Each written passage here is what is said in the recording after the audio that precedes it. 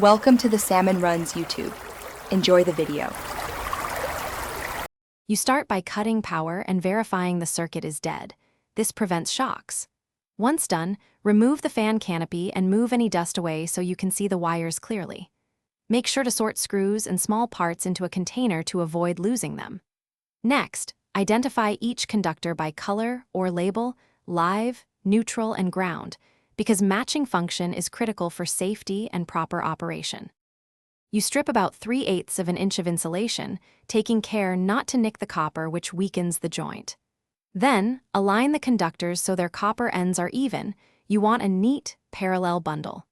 Once done, twist the wires clockwise and install the correct size twist-on connector or crimp sleeve for the gauge.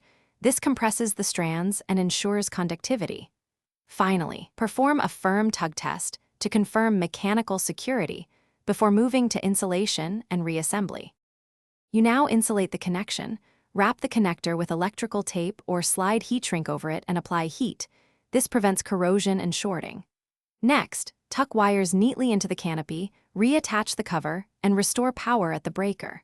Then test the fan and any light functions. Cycle speeds and controls to confirm stable operation.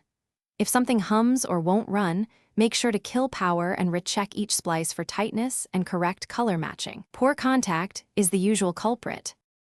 Thanks for watching. Consider subscribing if we helped you.